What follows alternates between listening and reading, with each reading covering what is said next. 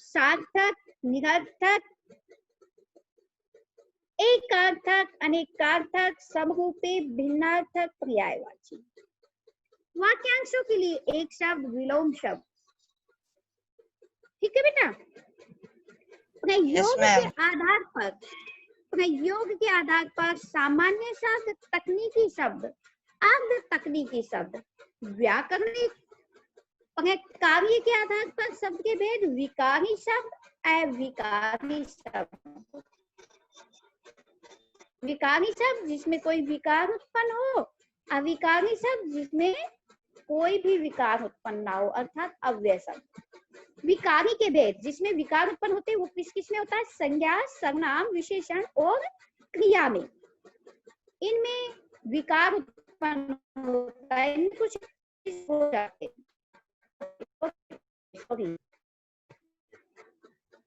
खुश, हाँ जी।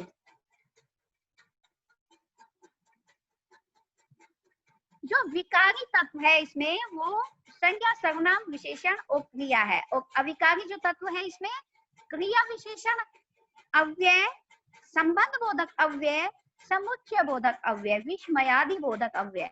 मैंने बताया बेटा, कंफ्यूज कभी भी मत होना कि ये अव्यय और अविकारी अलग अलग है। ये दोनों एक ही चीज को हम कभी अव्यय कह देते हैं, इसको कभी अविकारी कहते हैं। कहने का मतलब दोनों का सेम ही है कि जिस कोई भाग उत्पन्न ना हो, कोई परिवर्तन ना हो, वो शब्द हमारे अविकारी कहलाते या अव्यय कहलाते हैं। क्लियर?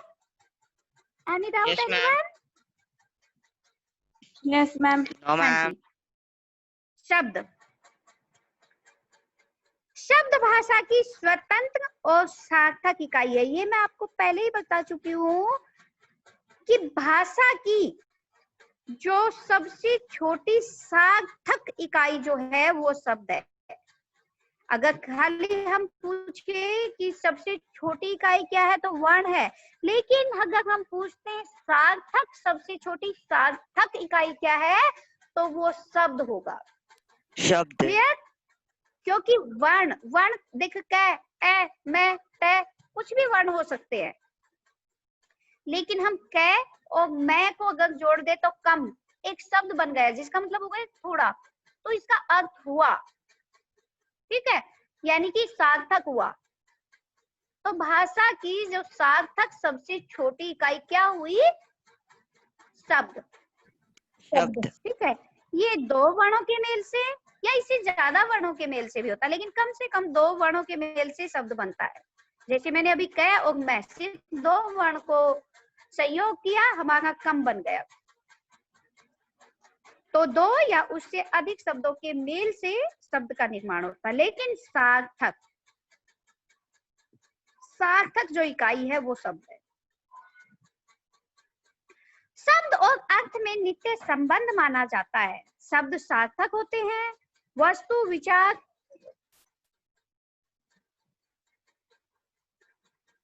शब्द सार्थक होते हैं, शब्द वस्तु, विचार या भाव को अभिव्यक्त करते हैं। अभिव्यक्त मतलब प्रदर्शित करते हैं, प्रकट करते हैं।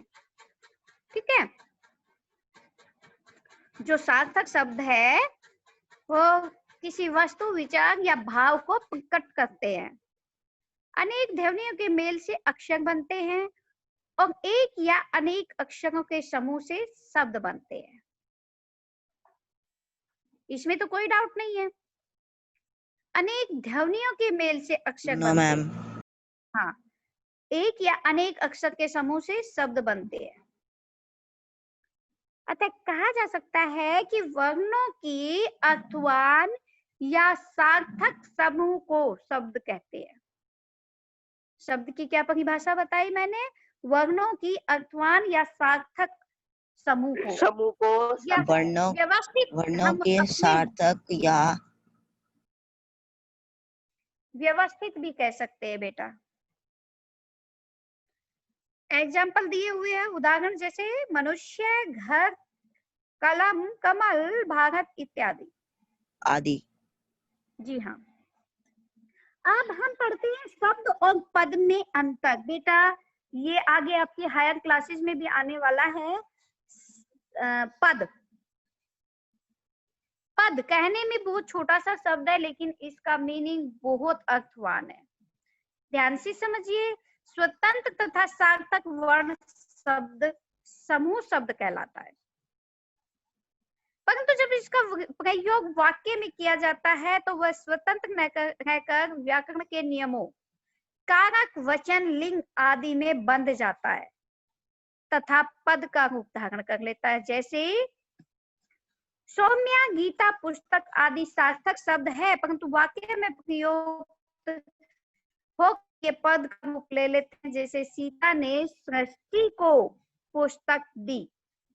बेटा, जब हम इनका व्याकरणिक दृष्टि से जब हम इनका एक्सप्लेन करते हैं, ठीक है, उसको हम पद परिचय कहेंगे। व्याकरण के नियमों में जैसे हम बताएंगे भाई ये कारक है, ये वचन है, लिंग है, एक वचन है, द्विवचन है, बहुवचन है, जो भी है, मतलब इसके संज्ञा है, सर्वनाम है, विशेषण है, क्रिया विशेषण है, जो भी है, मतलब इसका व्याकरणिक परिचय जो देंगे वो इसका पद परिचय हो जाएगा। देखिए, पद जो है वो एक शब्द ही है। ध्यान दीजिए बेटा, आपको हायर क्लासेस में आने वाला है, ये आगे भी आने वाला है। मैं बता देती हूँ आपको, 10th के सीबीएसई के एग्जाम में आया हुआ क्वेश्चन है ये कि कोई शब्द पद कब बन जाता है। देखिए, वो है तो एक शब्द ही, लेकिन वो शब्द पद कब बन जाता है। बहुत सिंपल और साधारण सा आंसर है इसका, बहुत सादा सा जवाब है इसका। कोई भी शब्द जब वाक्य में प्रयोग हो जाए और उसका परिचय किससे दिया जाए, व्याकरणिक नियमों के अनुसार जब उसका परिचय दिया जाए तो वो पद बन जाता है। यानी कि उसका कारक, वचन, लिंग, संज्ञा, सर्वनाम, क्रिया विशेषण, इस तरह से व्याकरणिक दृष्टि से जब उसको समझा जाए, व्याकरणिक दृष्टि से उसको बताया जाए या समझाया जाए, तब वो पद का परिचय हो जाता है, यानी कि पद बन जाता है। सिंपल सा आंसर ये भी कह सकते हैं हम, कोई भी शब्द जब वाक्य में प्रयोग हो जाता है तो वो पद बन जाता है या पद कहलाता है। Ma'am please repeat. हाँ जी, शब्द और पद का अंतर समझ में आया। जैसे मैंने अभी बताया, सीता, गीता, पुस्तक, सब ये शब्द है, लेकिन हमने इन्हीं शब्दों को एक वाक्य में प्रयोग कर दिया। सीता ने गीता को पुस्तक दी, तो ये एक वाक्य में आ गया। अब ये सब पद बन गए। सीता भी, गीता भी, पुस्तक भी, दी भी, सारे पद बन गए, क्योंकि ये सारे शब्द वाक्य में प्रयोग हो गए। क्लियर? यस तो मैम। इसकी साधारण सी परिभाषा यही बनती Yes, है ma'am. कि कोई भी शब्द वाक्य में जब प्रयोग हो जाता है और उसका परिचय व्याकरणिक नियमों के अनुसार दिया जाता है तो वो पद कहलाता है। अब हम पूछे सीता, सीता को अंडरलाइन करके परिचय के बारे में पूछते हैं, ठीक है। तो सीता कौन है? पहली बात तो वो एक स्त्री है, तो स्त्रीलिंग हो गया। सीता किसी का नाम है तो क्या है, संज्ञा भी हो गई। अब सीता एक है, एक सीता है ना, तो एक वचन हो गया। सीता ने गीता को पुस्तक दी थी, ठीक है, तो कारक की दृष्टि से कर्म हो गया।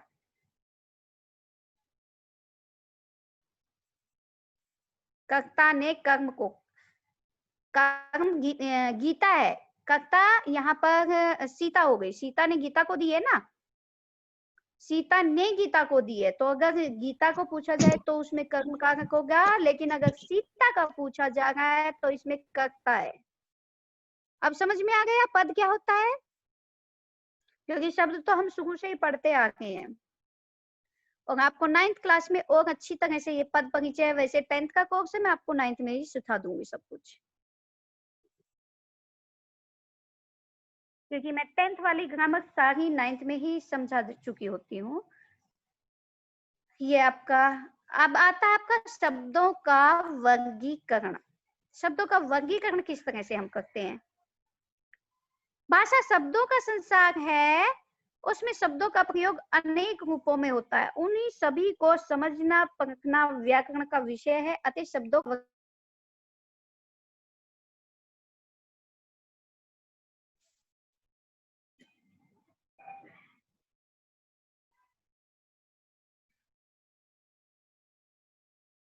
जो इस तरह से है, किस तरह से? स्रोत के आधार पर, रचना या व्युत्पत्ति के आधार पर,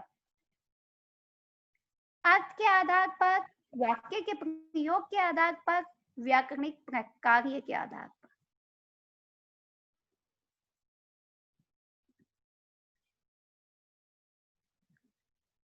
स्रोत के आधार पर, स्रोत शब्द का अर्थ है मूल या उद्गम स्थान। उद्गम स्थान जहां से वो उपजते हैं, ठीक है, जहां से वो बनते हैं। जिस प्रकार नदी जिस स्थान से निकलती है वह उसका स्रोत है। मूल शब्द का यानी कि जो शब्द का जो मूल है वो क्या है, वह कहां से आया है। कभी कभी शब्द का रूप बदल जाता है, वह बदले रूप में अधिक प्रचलित हो जाता है। किसी भी भाषा का शब्द भंडार लंबी परंपरा से निर्मित होता है। इसके आधार पर शब्द के 5 भेद है। किसके आधार पर? स्रोत के आधार पर। जो मैंने अभी अभी बताया था, तत्सम, तद्भव, देशज, विदेशज और संकर शब्द। तो मैं इसको थोड़ा लेयर ले लेती हूँ। तत्सम शब्द कौन से बताए थे बेटा मैंने? संस्कृत के शब्द, यानी कि संस्कृत से ज्यों के त्यों आए। तद्भव कौन से? जो थोड़े से चेंज के बाद। हाँ, तो इसके कुछ उदाहरण देखते हैं। अंगुष्ठ, जिसको हमने अपने हिंदी में प्रयोग किया अंगूठा। अग्नि, अंगूठा। जिसको हमने आग बना दिया, अर्ध को आधा कर दिया, है ना। देशज शब्द, जिन शब्दों का स्रोत संस्कृत या कोई विदेशी भाषा नहीं है, अपितु ग्रामीण क्षेत्रों या जनजातियों में जरूरत के अनुसार बिना लिए गए तथा हिंदी में प्रयोग किए जाने वाले शब्द देशज शब्द कहलाते हैं। जैसे पगड़ी, लोटा, झाड़ू, अक्ल, ठोकर, थूक, चीनी, खाट, झोला, भोपू, अटकल, ठेठ आदि। इन शब्दों को हम अपने हिंदी में ही यूज कर लेते हैं। हालांकि ऐसे शब्द कहाँ से पैदा हुए? ग्रामीण क्षेत्रों और जनजातियों ने अपनी आवश्यकता के अनुसार अपने आप ही बना लिए हैं और हिंदी में प्रयोग करने लगे हैं, इसलिए इनको देशज शब्द कहा जाने लगा। विदेशी शब्द, विदेशी शब्द मतलब विदेश के, या आगत, आगत मतलब आए हुए। दोनों एक ही चीज को इशारा कर रहे हैं बेटा। आगत यानी कि आए हुए और विदेशज मतलब विदेश से। आगत शब्द वे शब्द है जो दूसरी भाषाओं से आए हुए हैं और आज हिंदी में प्रयोग किए जा रहे हैं। जैसे फारसी, अंग्रेजी आदि भाषाओं से कई शब्द प्रयोग किए जाते हैं। अखबार, आईना, इम्तिहान, कफन, कसाई, खत, ये अरबी भाषा के। गुनाह, जनाजा, ताकत, दल।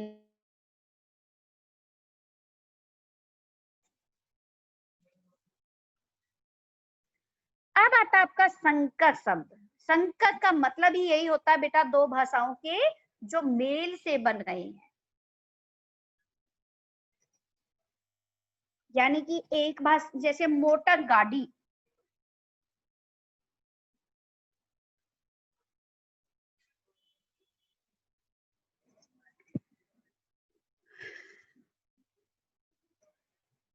मोटर इंग्लिश का शब्द है और गाड़ी हिंदी का। तो ये दो भाषाओं के मेल से हमने एक शब्द बना लिया, है ना। तो ये बन गया मोटर गाड़ी, यानी कि संकर शब्द बन गया। पान और दान, तो पान हिंदी का शब्द था और दान फारसी का, तो बन गया पान। कहने का मतलब है संकर, संकर मतलब मिला हुआ, यानी कि दो भाषाओं से अलग अलग शब्द लेकर एक बना दिया गया, तो उसको कहेंगे संकर, यानी कि मिलावटी शब्द। रचना या व्युत्पत्ति के आधार पर रूढ़ शब्द, यौगिक शब्द और योग रूढ़, ये भी कुछ एक ऐसा सा ही है। देखिए रूढ़ शब्द क्या होते हैं, रूढ़ या मूल शब्द एक ही बात है। वे शब्द जो किसी शब्द या शब्दांश को अपने में पूर्ण हो उन्हें रूढ़ शब्द कहते हैं। जैसे घर, अगर इसको तोड़ा जाएगा, घर को तोड़ा जाएगा तो कोई शब्द नहीं बनेगा। नमक, कलम, हाथ, दिन, इन सबको अगर तोड़ा जाए तो ये कोई शब्द नहीं रहेंगे, यानी कि ये मूल शब्द है। जो शब्द किसी या शब्दांश के योग से ना बने हो, किसी और शब्दांश के योग से ना बने हो, वो खुद ही मूल है। यौगिक शब्द में ऐसा होगा कि उनको तोड़ा जा सकेगा। जैसे यौगिक शब्द का अर्थ है मेल से बना हुआ, जो शब्द किसी रूढ़ शब्द या उपशब्द के या प्रत्यय के मेल से बने हो। जैसे स्नान, धन, घर, इनको तोड़ा जा सकता है। स्नान, घर अलग अलग हो गए। अनु, धन, शासन, अनुशासन, चतुर, धन, आई, चतुराई। रूढ़ शब्द मूल शब्द और यौगिक शब्द जो रूढ़ शब्द और उपशब्द प्रत्यय आदि से जोड़कर बनाए। अब आता आपका योग रूढ़ शब्द।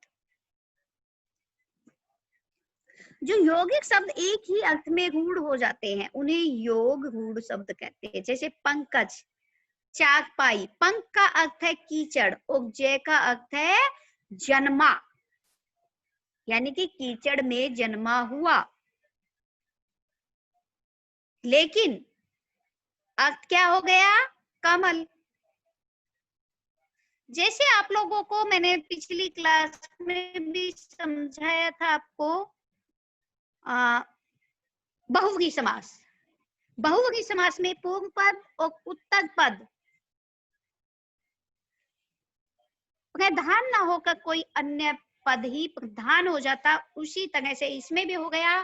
पंक, पंक का मतलब कीचड़ और जय का मतलब जन्मा, लेकिन बन गया कमल, अन्य पद प्रधान हो गए ना।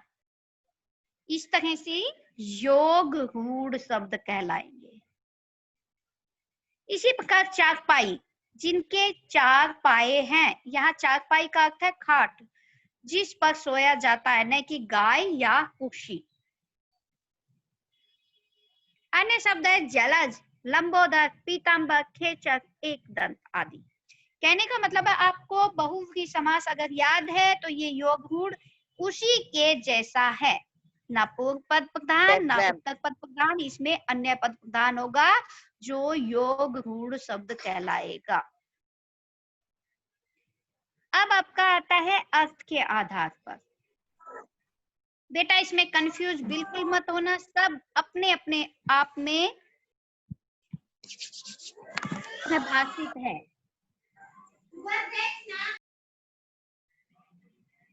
पहला था आपके स्रोत के आधार पर 5 भेद थे, तत्सम, तद्भव, देशज, विदेशज और शंकर। अब ये है आपके रचना के आधार पर रूढ़, रूढ़ जो मूल शब्द है, यौगिक जो 2 शब्दों के मेल से बना है, और योग रूढ़ अन्य पद प्रधान, ये थोड़ा सा याद रख लेना बस। अर्थ के आधार पर, अर्थ के आधार पर तो सारे ही है ये। कौन से, सार्थक, निरर्थक। सार्थक जिसका शब्द का अर्थ हो, निरर्थक जिसका कोई अर्थ ही ना हो, एकार्थी, अनेकार्थी, एक रूपी, भिन्नार्थक शब्द, समरूपी, भिन्नार्थक। जैसे पत्र और पत्र दोनों समरूप है लेकिन मीनिंग अलग अलग हो सकता है। इसका पत्र का अर्थ होता है पत्ता और एक पत्र का हो गया चिट्ठी, इस तरह से। पर्यायवाची या समानार्थी। पर्यायवाची आपको पता ही है, जैसे पेड़, वृक्ष, तरु, विटा, है ना। वाक्यांश के लिए एक घर, जैसे स्नान के लिए घर, स्नान घर। पाठ के लिए शाला, पाठशाला, है ना। और विलोम शब्द या विपरीतार्थक, जैसे सुख का दुख, दिन का रात। क्लियर? Any doubt anyone? अब आपका लास्ट कंसेप्ट क्लियर कर रहे हैं हम। No ma'am. योग के आधार पर सामान्य शब्द, तकनीकी शब्द और अर्ध तकनीकी शब्द। सामान्य शब्द का अर्थ है आम नागरिकों द्वारा प्रयोग किए जाने वाले शब्द। जैसे हम आप लोग कोई भी शब्द यूज करते हैं, घर, मकान, दाल, रोटी, कार्यालय आदि। तकनीकी शब्द किसी विशेष शिक्षा, ज्ञान, शास्त्र या व्यवसाय से संबंधित। तकनीकी शब्द मतलब किसी तकनीक से संबंधित शब्दावली जो होती है। अर्ध तकनीक, इस प्रकार के शब्द तकनीकी होते हुए भी आम आदमी के जीवन में अधिक प्रचलन के कारण सामान्य लोगों द्वारा प्रयोग किए जाते हैं, जैसे साम्यवाद, नाटक, यानी कि ये तकनीकी भी है लेकिन आम आदमी इसको प्रयोग भी कर रहा है, इसलिए इसको हम अर्ध तकनीकी कहेंगे। व्याकरणिक प्रकार्य के आधार पर विकारी और अविकारी, जो कि मैं बहुत पहले ही आपको बता चुकी हूँ। विकारी शब्द जिसमें विकार उत्पन्न हो, संज्ञा, सर्वनाम, लिंग, वचन, विशेषण। अविकारी शब्द जिसमें कोई विकार ना हो। जी हाँ, अविकारी शब्द जिसमें कोई विकार उत्पन्न ना हो, जैसे क्रिया विशेषण, संबंध बोधक, समुच्चय बोधक, विस्मय आदि बोधक। ठीक है, देखिए वाह, इसमें क्या परिवर्तन कर सकते हैं? हम कुछ कर ही नहीं सकते, परंतु कोई परिवर्तन नहीं कर सकते। साथ तो साथ ही रहेगा। भर पेट, अब वो चाहे स्त्री के लिए प्रयोग हो या पुरुष के लिए हो या कैसी भी कंडीशन में, उसमें कोई भी परिवर्तन नहीं हो सकता। और जिसमें परिवर्तन नहीं हो सकता उनको क्या कहते हैं? अविकारी या अव्यय शब्द। तो हमारा चैप्टर यहाँ पर कंप्लीट होता है। अगर किसी को कोई डाउट है तो वो हमें दोबारा भी पूछ सकता है। किसी को किसी भी तरह का अगर कोई डाउट है तो हमें पूछिए। नो मैम, बता दीजिए। Very good. चलिए हम, हाँ बिल्कुल, अगर हमारे पास टाइम है तो हमें उसका सदुपयोग करना चाहिए, हमें उस टाइम को वेस्ट नहीं करना चाहिए। चलिए तब तक हम रिवीजन कर लेते हैं। ज्यादा टाइम नहीं है हमारे पास, चैप्टर हमारा जरूर कंप्लीट हुआ है लेकिन उसको रिवीजन कर लेते हैं। हाँ जी, शब्द किसे कहते हैं? वर्णों के मेल से बना हुआ स्वतंत्र सार्थक ध्वनि समूह शब्द कहलाता है। उत्पत्ति के आधार पर शब्द के कितने भेद हैं? उत्पत्ति के आधार पर 5। हाँ, वेरी गुड। तत्सम जो संस्कृति शब्द है, और तद्भव जिसको हमने चेंज किया है, देशज जो ग्रामीण क्षेत्रों से ही, मतलब अपने आप से हमने बना लिया, अपने देश के शब्द भी कह सकते हो। ठीक है। और विदेशी या आगत शब्द विदेश के जो भाषाओं से लिए गए हैं, जो विदेश की विदेशी। हाँ, संकर शब्द मतलब जो दो विदेशी शब्द वाला समझा दीजिए आप। विदेशी शब्द समझा दूं? Yes, विदेशी शब्द बेटा जो विदेश की भाषाओं से लिए गए हैं या बाहरी भाषाओं से हम अपनी भाषा में, जैसे कि उदाहरण हमने लिया था अखबार। मैम चॉकलेट वो हो सकता है ना विदेशी शब्द? जी हाँ बिल्कुल, हाँ बिल्कुल ठीक कहा आपने। तो इम्तिहान, कफन, दलील, यानी कि हमारे शब्द नहीं है, हमारे शब्द नहीं है ना। हाँ, ये विदेशी शब्द है बेटा। रईस, फकीर, यहाँ तक कि मुहावरा जो शब्द है वो भी अरबी शब्द है। हिरासत, हुक्म। तो इन मतलब जो दूसरी भाषाओं के शब्द है उन शब्द को हम विदेशी कहेंगे। आदमी, कमरा, खुशामद, यहाँ तक कि गुलाब, जंजीर, और ये छोटा सा हाइफन जो नीचे लगा हुआ ना, जैसे जंजीर, इनमें छोटा सा जो बिंदु लगाते, इनकी थोड़ी सी पहचान कर लो। ये जो शब्द है हमेशा विदेशी शब्द होंगे, विदेशी या आगत शब्द होंगे हमारे। ठीक है। ज्यादातर जो ये फारसी वगैरह के जो शब्द होते हैं उसमें नीचे एक बिंदु, जैसे जज्बा, इसके उच्चारण में भी थोड़ा परिवर्तन होता है। जज्बा, जंजीर, तराजू, जहर, इस तरह के जो शब्द है वो सारे विदेशी शब्द हो गए आपके। और इंग्लिश शब्द जैसे कभी आपने बताया चॉकलेट, बिल्कुल सही बताया, चॉकलेट भी अंग्रेजी शब्द है। Nurse, pipe, police, photo, motor, lottery, steel, station, heater, ये सब इंग्लिश सब वर्ड ही तो है। संकर शब्द का रेलगाड़ी ये सब हो सकता है। रेल गाड़ी बेटा ये दो शब्दों से, क्योंकि गाड़ी जो है वो हमारा हिंदी शब्द है। रेलगाड़ी आपका आएगा संकर शब्द में बेटा। मैम मैं संकर शब्द का एग्जांपल बता रहा हूँ। अच्छा संकर का बता रहे हो, फिर ठीक बता रहे हो। अगर आप संकर शब्द का बता रहे हो तो बिल्कुल सही बता रहे काली हो। बिल्ली। देखिए संकर शब्द की डेफिनेशन समझिए पहले, जो दो भाषाओं के मिलान से सब एक शब्द बनता है। जो दो भाषाओं के मेल से एक शब्द बनता है वो संकर शब्द कहलाता है। जैसे अभी आपने उत्तर दिया हमें रेलगाड़ी, रेलगाड़ी, मोटर गाड़ी, है ना, तो ये दोनों हमारे संकर शब्द है। अभी मैंने एक और भी उदाहरण दिया था थोड़ी देर पहले ही, क्या दिया था? पानदान, पानदान, पान हिंदी का शब्द है और दान जो है वो फारसी का शब्द है। छाया दाग, कहते हैं ना छाया दाग पेड़ लगाइए, तो यस छाया, मैम। छाया संस्कृत का शब्द है बेटा,